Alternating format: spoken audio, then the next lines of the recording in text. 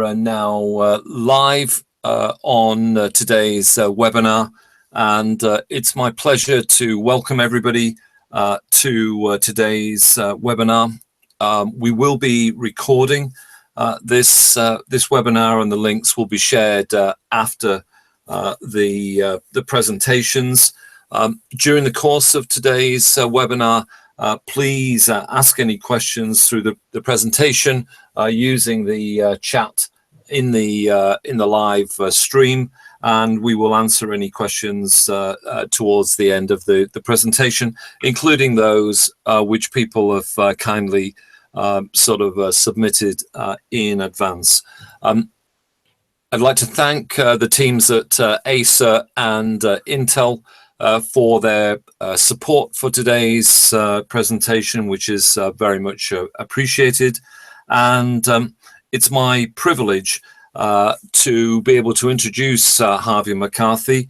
I've worked with Harvey and his staff and students at Farley Junior School up in North Yorkshire for the last 3 years.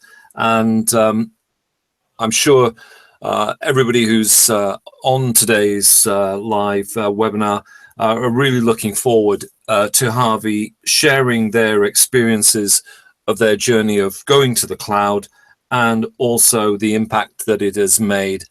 So Harvey, over to you, and if you'd like to take on the presentation.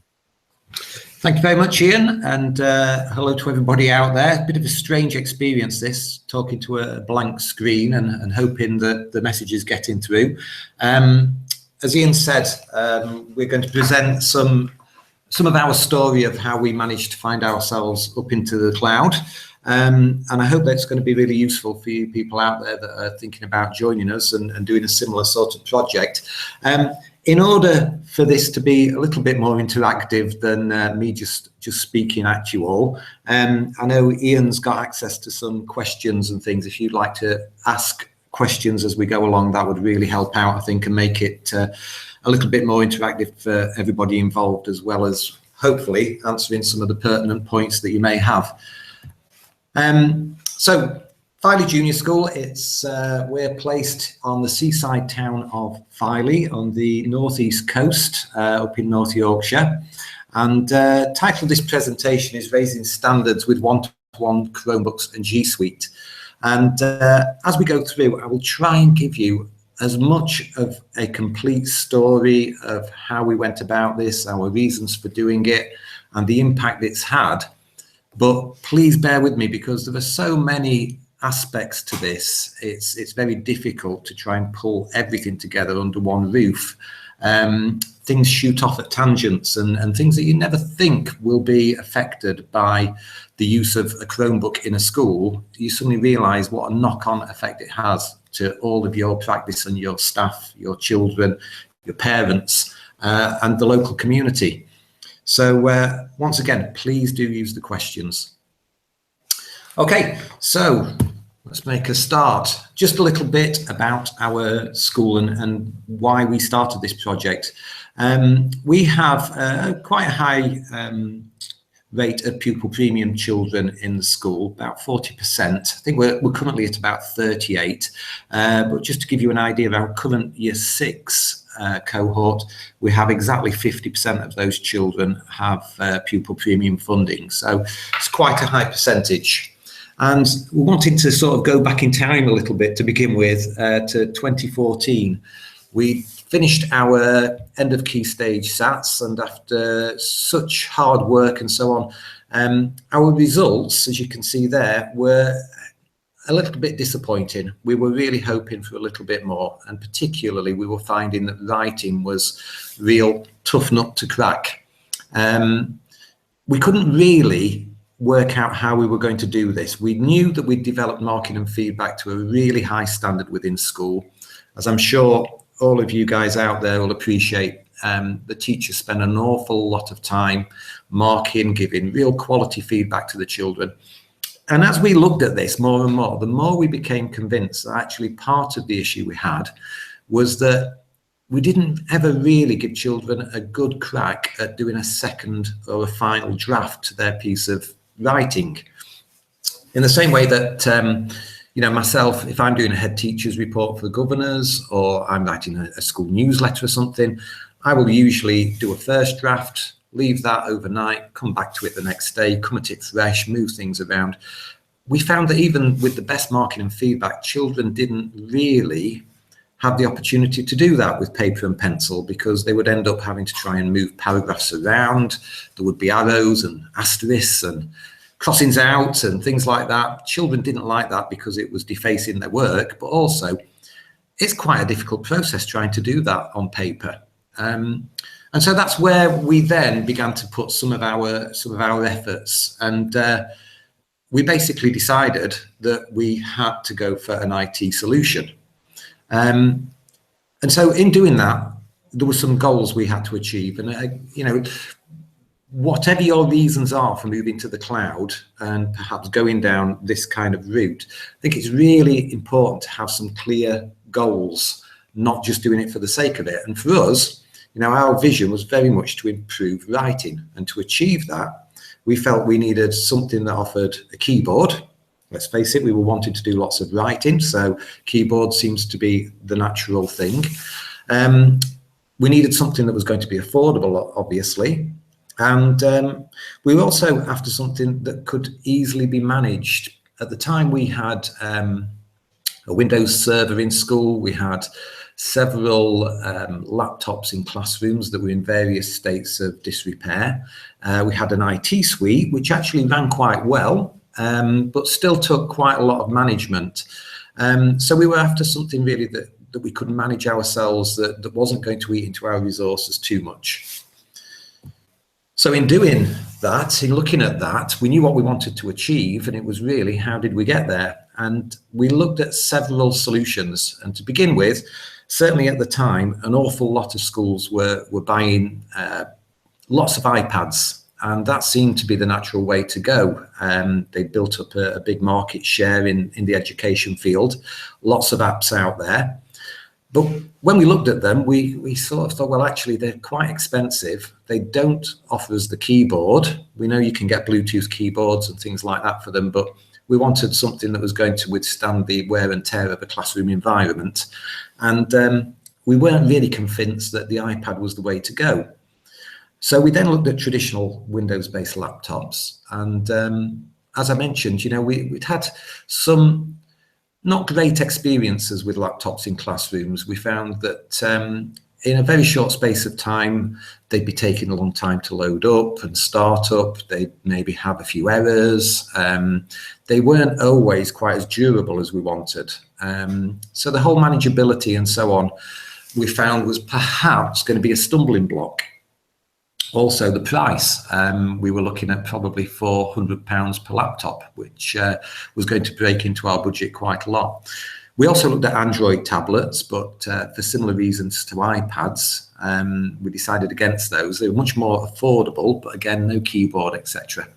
And then we stumbled across, really, Chromebooks, a sort of little anecdote of how this happened.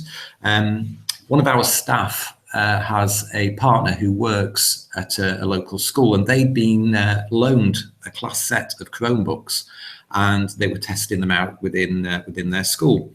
So I contacted the school and said, would it be okay if I came down to have a look? And I spent a very nice afternoon in a classroom full of children with Chromebooks, and children were using them to word process and to do some research on the internet.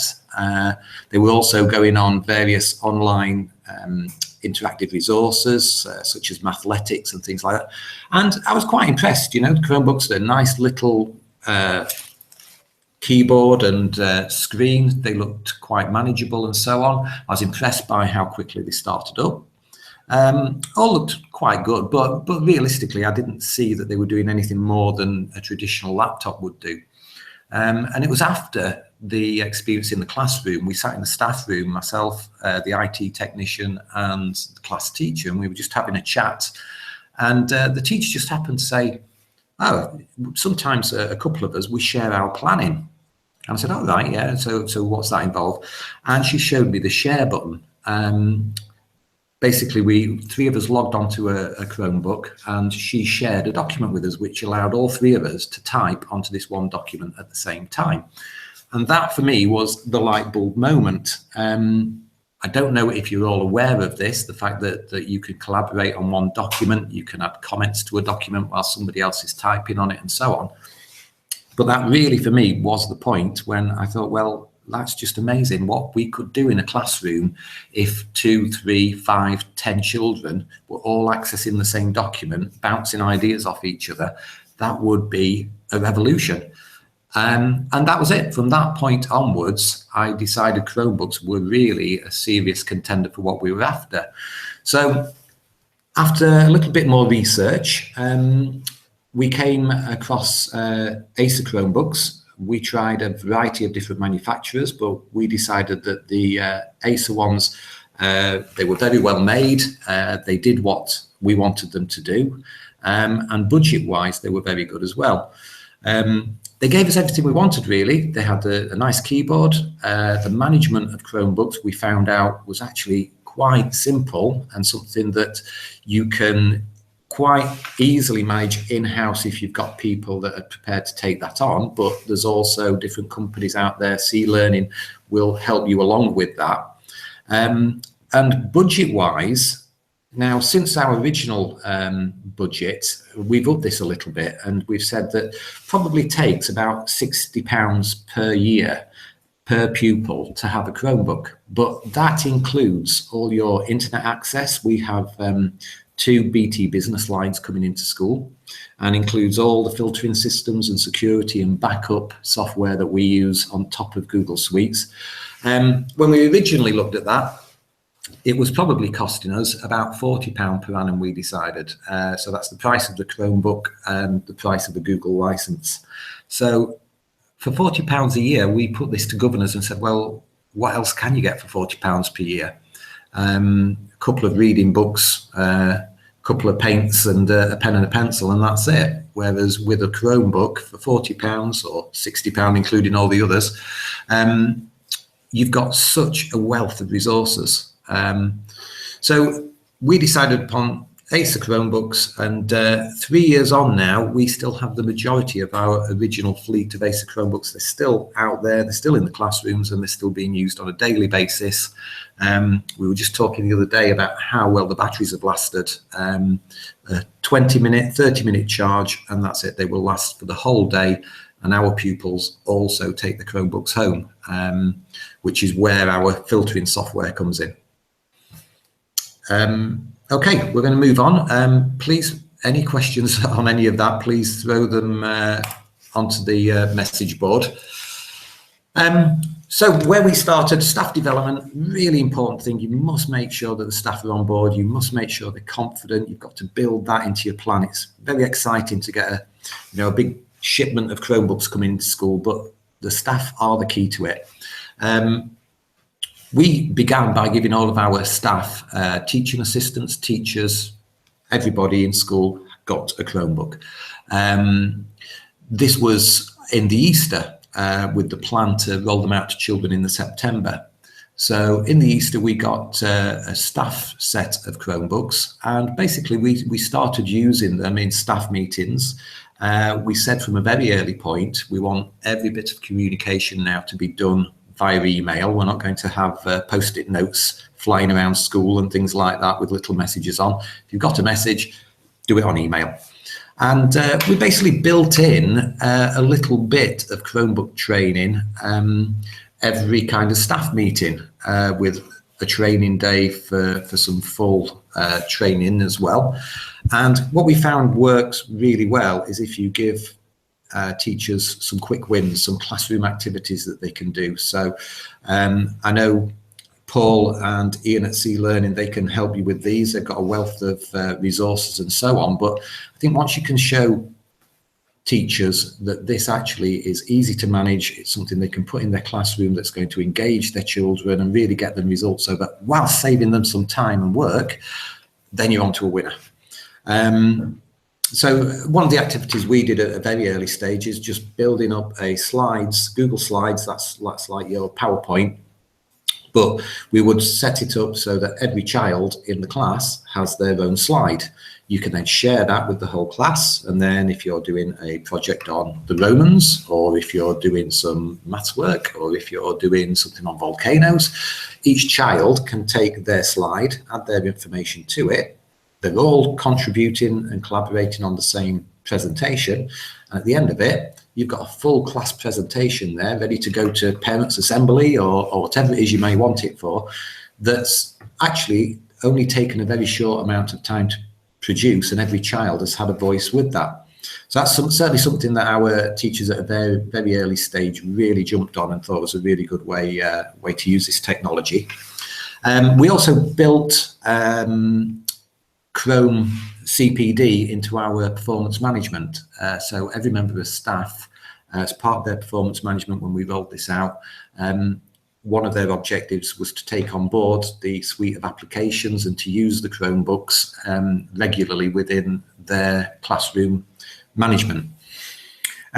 We also had 1 or 2 Chrome champions. So these are members of staff who were particularly keen on using this technology. So they were there to help out a little bit and to really push the technology on.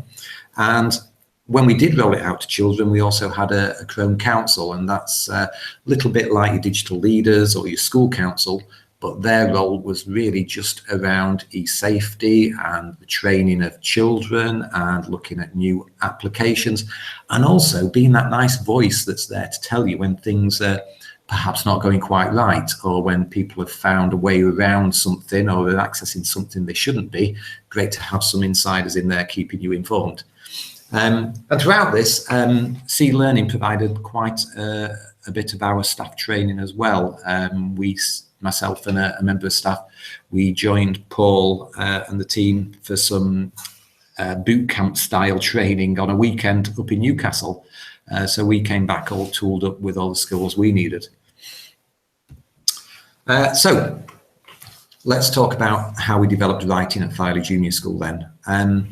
So from an early stage, we said that around 50% of work should be done on the Chromebook, and around 50% should be done pen and paper. We didn't want to lose that skill at all.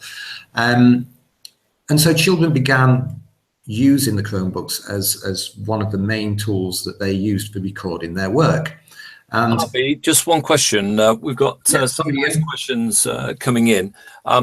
Before we talk about what the students have done, can we just explain to the people listening what the Google Apps for Education bit is that obviously you use the Chromebooks to access?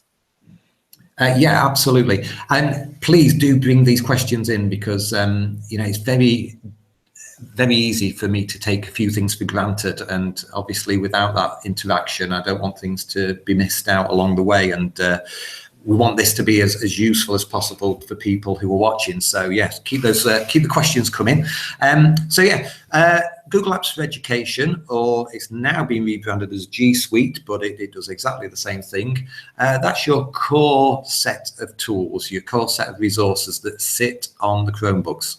Now, it's worth mentioning you can use G Suite, Google Apps for Education, on a traditional PC. You can use it on iPads, etc. But it is built for Chromebooks. It works incredibly well and natively on a Chromebook.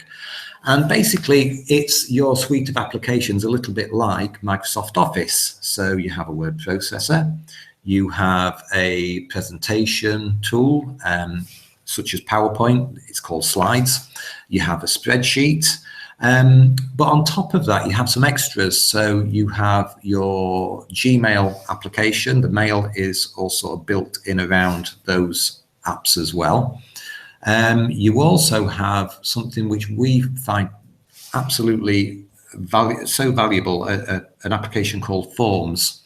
And that's a little bit like a questionnaire generator, only in producing the questionnaires, what it also does is it analyzes your results. It makes it a fantastic tool for anything from assessments for children to pupil voice and so on.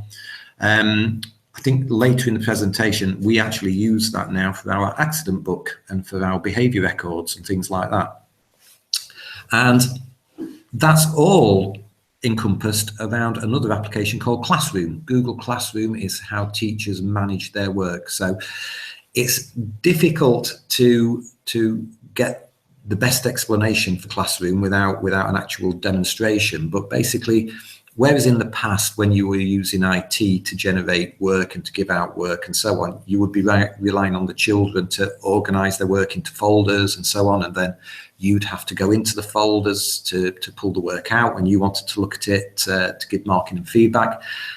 Imagine that just streamlined and simplified, so that all you had to do was say, right, here's the worksheet, the spreadsheet, the presentation, whatever it might be that I want children to work on. Press send, and that's it. It automatically goes out to the entire class, and you can very easily go into each student's piece of work and pull that out so that you can look at it.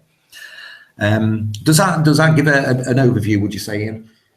Yeah, Harvey, that's great. And I think that what we'll be doing is we'll also share some links to overviews on Google Apps, including Classroom, when we send out the recordings. But for now, that's great, Harvey. I'm just going to add, actually, Ian, the great thing about an awful lot of the applications on the Chromebook, and in particular Google G Suite, Google Apps for Education, is it's free. So you are not paying for Office. You don't have to pay for any of that. It all comes as part of the Chromebook license. So you buy the Chromebook, there's then it's around £20 Google license for each Chromebook, and that gives you access to all of that, plus all the management tools, everything else that you're going to use. So worth mentioning as far as budgets are concerned. Fantastic, excellent value for money. Yeah. Okay. Thanks. So just wanted to give a couple of examples of what we use then, and you will actually get to see some of the children's work now as well. So about half the work's done on a Chromebook.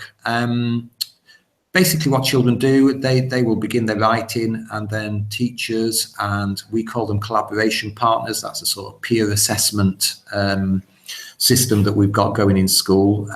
Children will receive their marking and feedback, and then they can go back in, and as we talked about earlier, they will on the second day spend as much time redrafting and editing and finishing their work as what they spent on the first day when they were doing their initial draft. So a couple of tools that we use. One, I know we had a question about SEN, and this is very much aimed at SEN, but we actually use it for all children. There's an application called Read and Write, and that has an excellent text-to-speech engine in it. So what we encourage the children to do is, after they've done a paragraph, shall we say, or done a piece of writing, the children listen to their work back, and so they can start to spot errors. When it's being spoken back to them, they can pick up on where there's not a full stop, or where perhaps they've not constructed the sentence in the way that they intended. That's also an excellent app for giving feedback, because you can give feedback orally to children. So perhaps for some of your children who may struggle to read written feedback, what the teacher can do there is just click a button and they can record themselves giving feedback to the child. The child then gets that on their piece of work, and they can listen to that feedback rather than having to read it. What's great about it is that oral feedback can be for a specific word, it can be for a sentence, a paragraph, or for the whole text. So it could be that a child's got 4 or 5 pieces of written feedback or audio feedback that are directly connected to separate sentences within a text. So really useful, excellent piece of software, and once again you can get the pupil version of that for free, so it doesn't cost anything. A couple of other things we use: word cloud generator. You'll have, I'm sure, seen these kind of things. So this gives you this sort of stuff, where you can see here, I think this was a piece of Christmas poetry, or it may have been something to do with those Christmas adverts. Basically gives you a tag cloud of what words have been used the most within a piece of text. So children use this to ensure that they're not overusing certain words. What you can see down here as well, this is some of our marking and feedback. So this is where the teacher is giving Freya This is Freya here. A next step to vary her sentence types. And can you include a sentence with a relative clause? Try to include some figurative language. Oh, I do apologise. It looks like actually this is Amy's piece of work, and Freya's giving Amy some feedback as well. So you can see there the feedback that happens, teacher to pupil, but also pupil to pupil here, where Freya's giving some feedback to Amy there.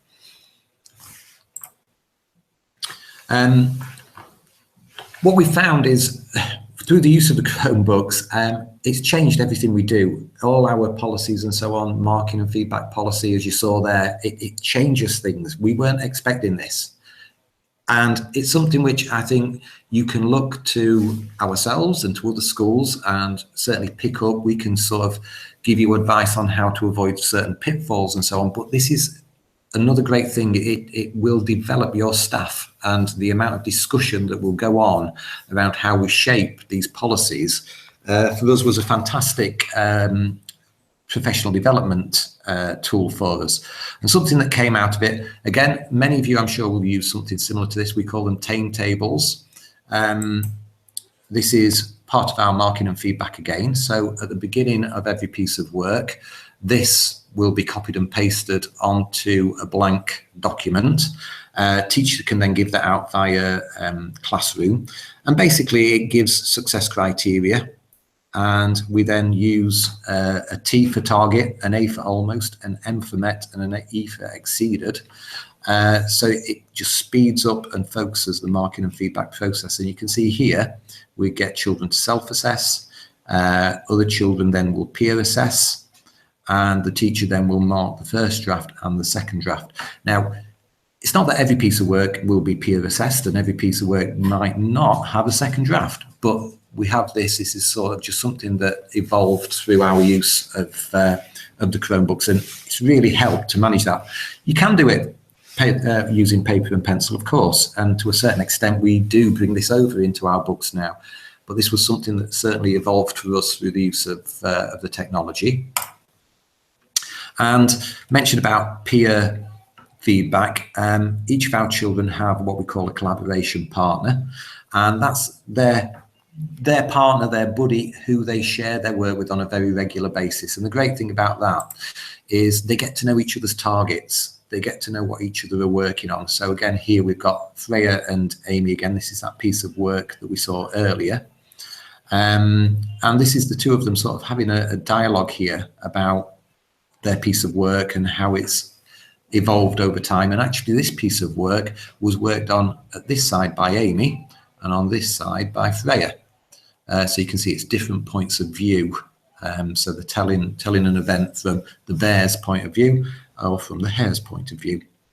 So they get to feedback from each other, bounce ideas off each other within the actual text, but also then provide marking and feedback to each other and give each other sort of, I like this bit because, and Freya said, oh, it's because it's a question. That's why you like that. So really good dialogue that happens between the pupils. So some real good collaboration there. Oops, press the wrong button, sorry. Okay, so that's part of how we've evolved our writing process through the Chromebooks. One thing, and I know this has come up as a question earlier as well in the questions before the presentation about handwriting and spelling. That's the first question our governors, our parents, our teachers asked when we said, right, we're going to start using technology keyboards a lot more. One of the things we've done is we've introduced what we call the line of expectation, a very grand title. And basically what that is at the beginning of every piece of written work, children will do this. They will work on a particular skill, a particular joint perhaps, or a particular letter formation, and they will do one line of handwriting.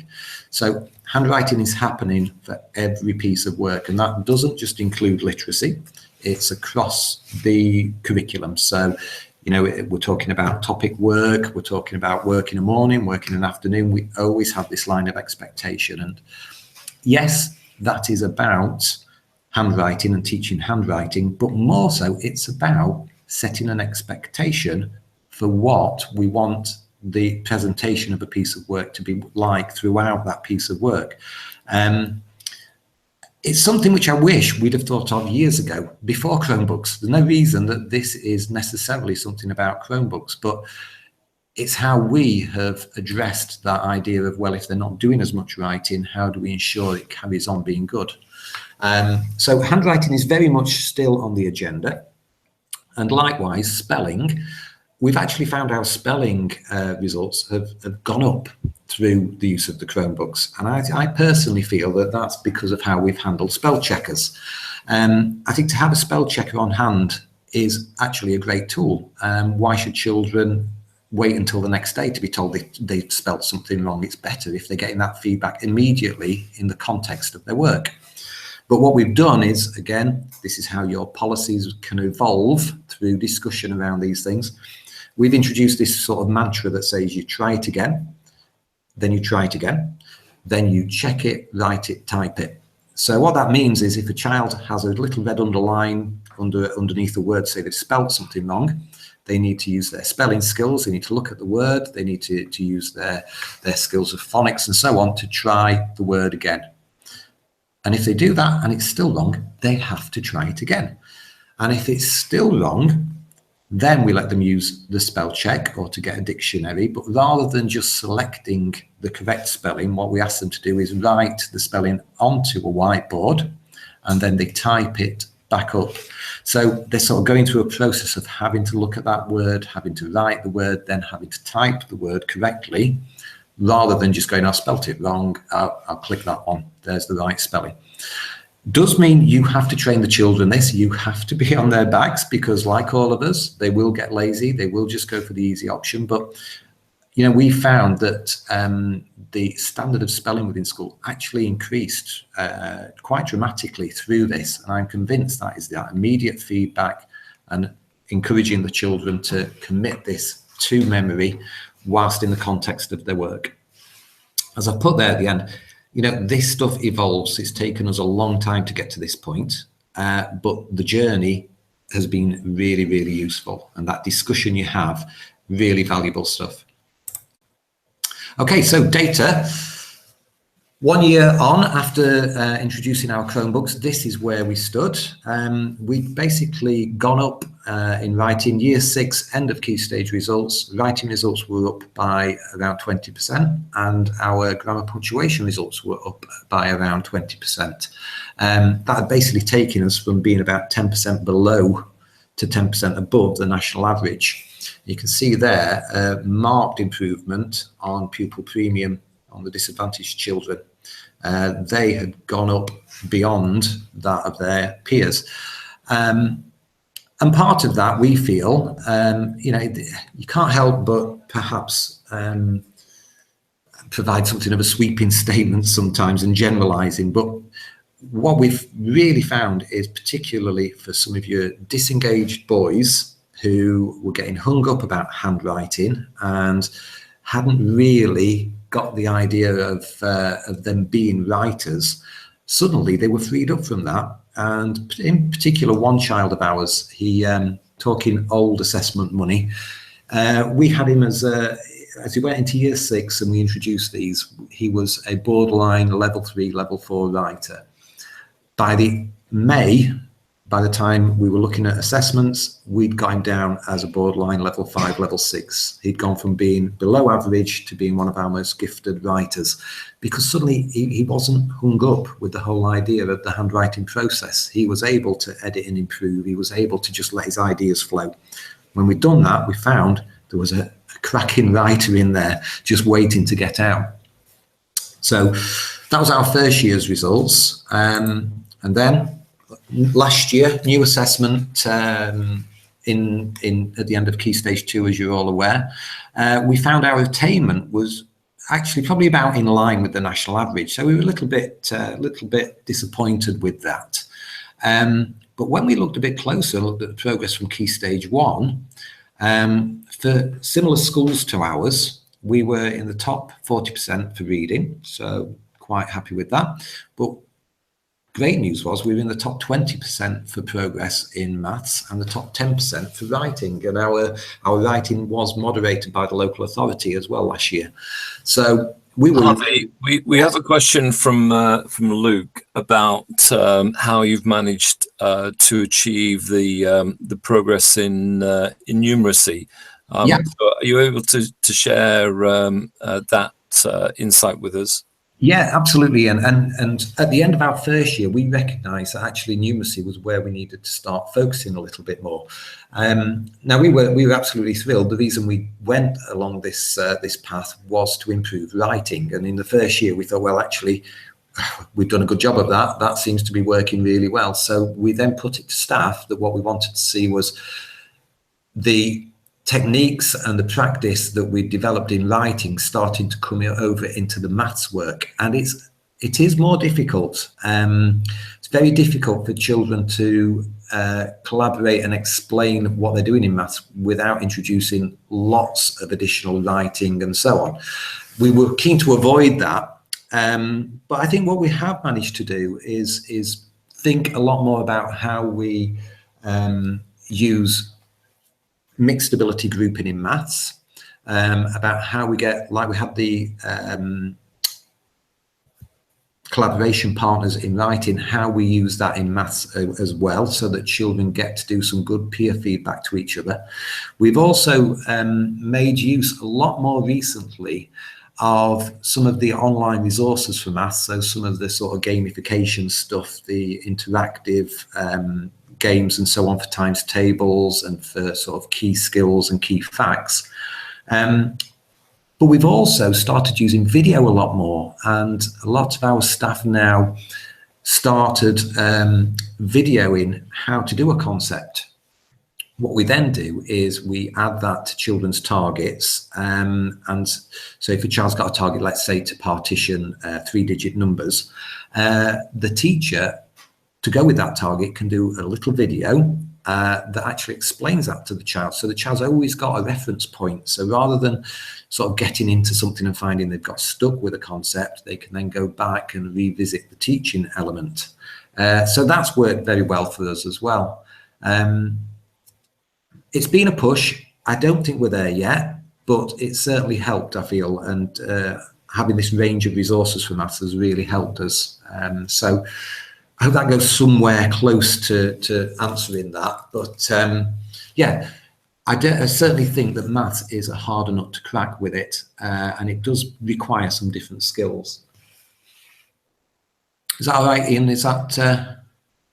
Yeah, I'm sure it is, Harvey. And I think that one of the things that we're seeing all the time is, because there are so many millions of students and teachers around the world using cloud-based resources, which are clearly accessed through the Chromebooks, then we're seeing the development of lots of free resources, such as resources created by primary school and secondary school aged students to basically demonstrate and illustrate maths concepts. But there are also great free resources. We're all familiar with the Khan Academy, but there are other resources which you can buy into as well. So I think as the whole ecosystem evolves, then there are some great teachers and students around the world creating resources and approaches to use this technology to improve maths. And we'll share some of the links again with the recording. Yeah, and you know, some of those key facts as well, you know, you think times tables, there's nothing exciting about learning times tables, is that, you know, let's face it, but with the sort of gamification side of things and the interactive resources that are available there, you know, children are competitive, and you get a leaderboard going for the 7 times table this week, and they will put in such a lot of effort to try and work their way up that leaderboard. So, you know, that really helps as well. Yeah, I've got a couple of other questions. I know we've got some more slides, and I appreciate the questions that are coming in. So I'll just share with you these two questions. From the parents' perspective, Harvey, as you've moved to a sort of mixed online and sort of physical writing environment. Have the parents sort of had any negative resistance to the fact that the students aren't writing as much? Very. Or whether it's writing or the use of maths? To be quite honest, we've had two families who haven't liked our approach. One of those families, they were concerned about Wi-Fi in school and the possible impact on health that could have. I mean, whether or not we use these machines around school, Wi-Fi's there anyway, you know, so we had a conversation about that, but and another parent was very concerned just about the overuse of the internet and online resources and so on. But other than that, and that's in 3 years, you know, that's two families in 3 years, and we're a 3-form entry. Other than that, when we initially launched, that spelling and handwriting issue took a little bit of winning hearts and minds. But generally, I mean, people have been really excited by it, and you know, they love the idea of it, because what it also does is it gives parents access to their children's work. Our children take the Chromebooks home with them every night, so they can carry on with the work that they've been doing in a maths lesson or in an English lesson or history, geography, you know, you name it. Something they've been doing in class, they can go home, they can show their parents what they've been doing. The parents can help them out a little bit. And then we also use a couple of additional apps. A particular favorite that parents love is one called Class Dojo, which is primarily it's a reward system where parents put the app on their phone. We use it across school. If we see a child and they've done something particularly well in their work, or perhaps out on the playground, they've been helpful, we can give them a dojo, and that pings up on their parents' phone as soon as we've done it. It says, you know, Mr. McCarthy gave James a dojo today for being helpful. So parents love that. But it's also a good tool. We've started using that for children to reflect on their own learning, and the children will take a photograph of the work they're doing, or they'll share a piece of work with a reflection of what they've learned today. And again, parents can then access that, and they can, it's a little bit like a very closed social media where you can share work with just people in the school, just people in the class, or just with your one parent. So again, that's been a real positive. And, you know, I think so long as you have been diligent and done your work in regards to e-safety and in regards to traditional resources, making sure that they're not being forgotten, then this really only enhances and adds to what you're offering, really. No, that's great, Harvey. From the perspective of the teachers, at Farley Junior School, from day one, they've had access to their own Chromebooks, as well as all of your students from year 1 through to year 6. And I guess your admin staff have also used Chrome devices. So how have the teachers adopted to the sort of Chrome devices they've used?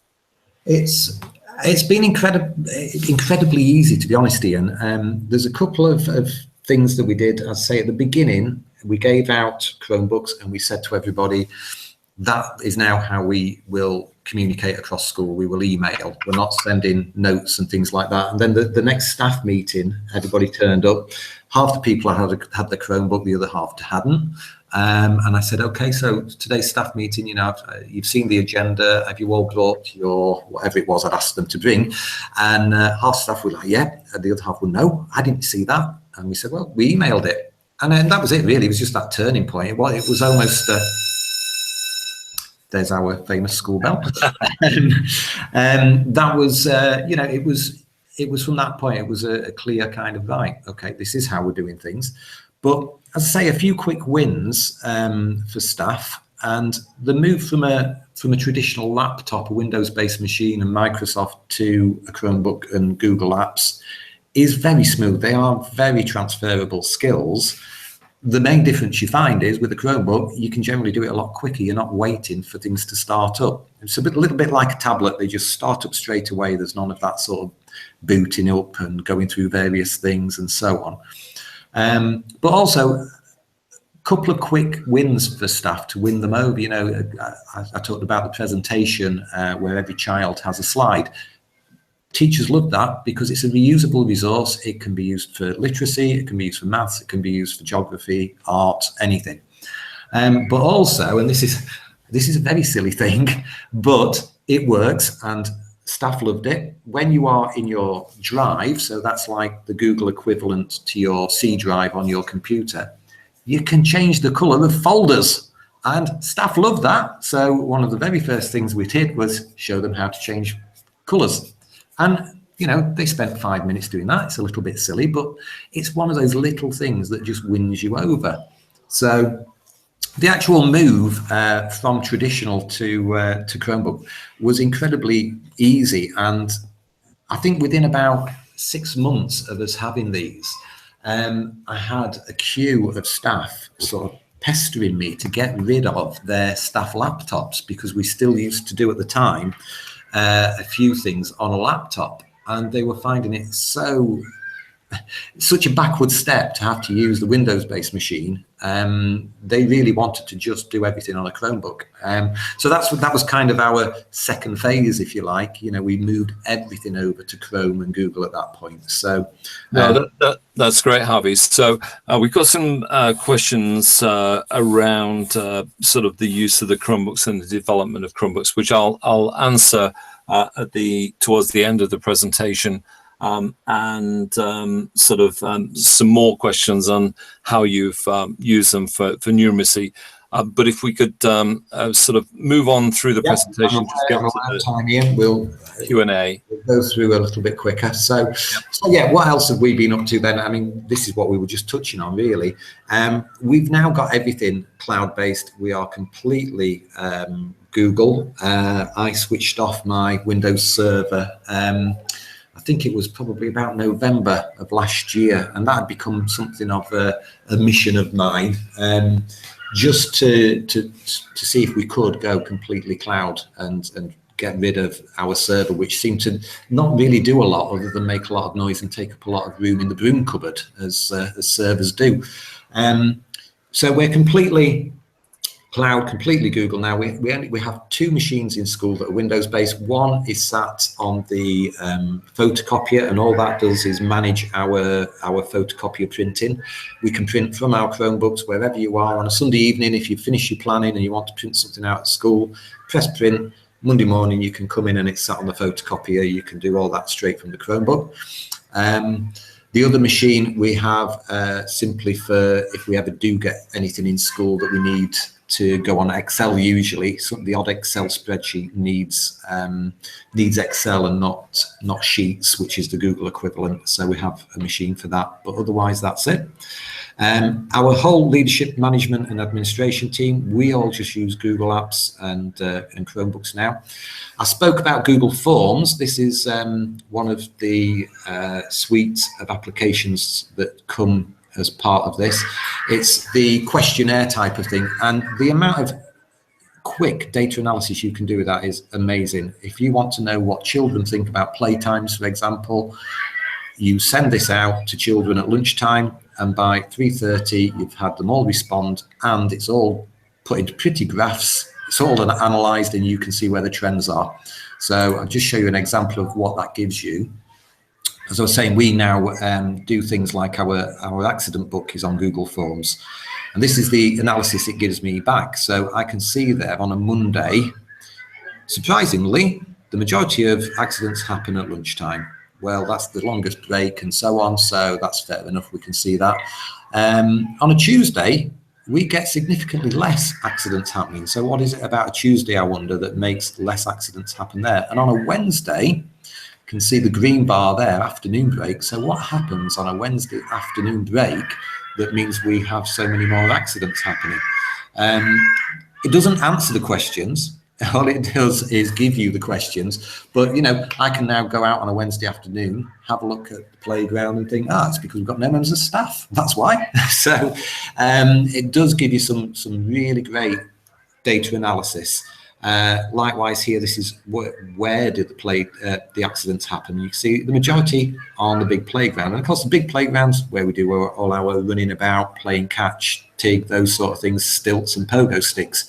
So it's fair enough, but it's still a good question for the leadership team to say, right, well, should we put an extra member of staff out there?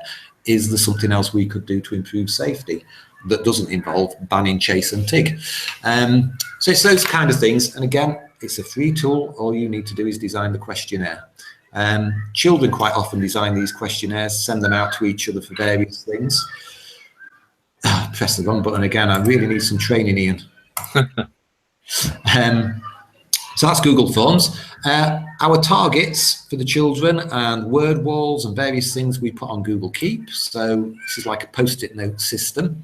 So here we can see Kaylee's got a word wall there, so it's where she puts words that she's perhaps struggled with and so on. And these are her targets. So we've got numeracy targets, literacy targets. Teachers can get into these. They can see the whole class's targets, so they can quickly update these. You can tick them off as the child gets them, and it will keep them so you can see what the child has achieved. What you can't see on there, and what we started doing a lot more of more recently, is where we've got their read and write orders up to 1 million, we'll then add in a link as well. So there'll be a link to an activity. So they become interactive targets. So child can take these home, access them at home. Parents can read their targets with them and see them, but then they can access some online learning and some online resources so that they can be working on their targets independently. And yeah, you know, 3 years on, I mentioned it earlier, we've still got the majority of our fleet of Chromebooks are still out in the classrooms. What we've done is at the end of year 6, we give children the option to buy their Chromebook if they want to. We find about half the children usually take that up. And then the ones that aren't sold, we just recycle, we wipe them, which takes, you know, literally seconds. Wipe them off, they go back down into year 3, and they start working their way back up to school again. Real important thing, your admin team, you know, if they're on board, it will make life such a lot easier. So big part of that, it's going a little bit off perhaps the scope of what we're talking about, but I do think it's important.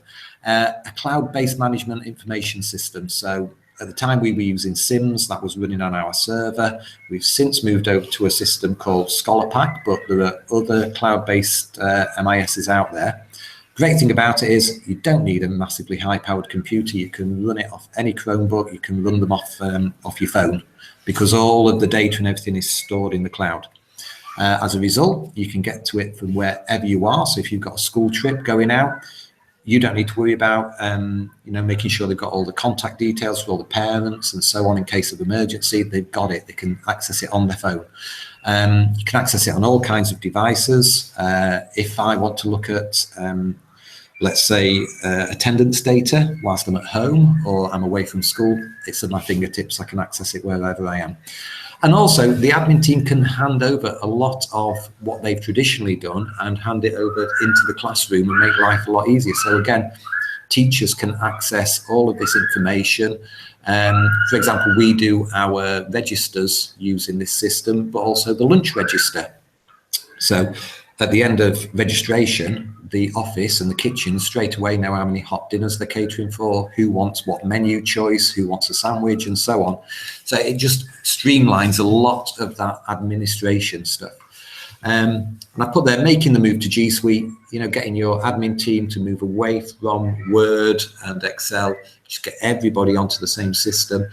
It's not difficult, and again, they perhaps sometimes just need a little bit of showing where the advantages are, and that share button that we talked about, where you can have your admin team perhaps on a letter or a document, and at the same time you've got your teachers or your leadership team giving input onto that. It's a really good way to win over hearts and minds. And finally, as we just mentioned about governors, we now do all of our governance using Chromebooks. We had some in-house training just to show them the basics. And then what we do is agendas and documents. So you can see here, school development plan, key priorities. One of my governors there has put a comment there saying, can we break this down? Which I can then reply to. And then another governor's asked a question about a particular point. You can have all of these discussions before the actual governor's meeting, which is great because it means your meetings then are streamlined. There's been that little bit of dialogue beforehand. There's no surprise questions going to come out of the woodwork. And as a result, the meetings just run much more smoothly. And of course, governors like the savings. Chromebooks, if you're going to do what we did, you know, the initial buy-in, yes, it does cost a fair amount of money, but the savings you make on your traditional resources almost outweigh the initial buy-in anyway. As I say, the way we looked at it at the time, we were looking at £40 per pupil. What can we buy for £40?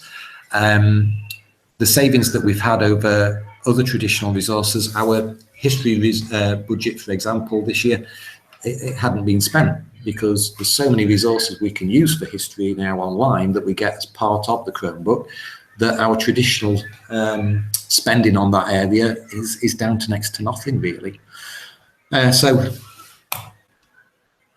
that sort of brought me to an end of where I was going, really. And I know there are some more questions, so we might just about have time for a few, Ian. Yeah, no, Harvey, thank you for that. One of the things is for everybody who's kindly submitted a question, Harvey has kindly gone through and answered them all. So if your specific question about where we see technology going or challenges for teachers in the classroom, or the extra questions around numeracy haven't been answered in this 60 minutes, then we will get those answers to you individually through your email. So don't think that we haven't been able to do that.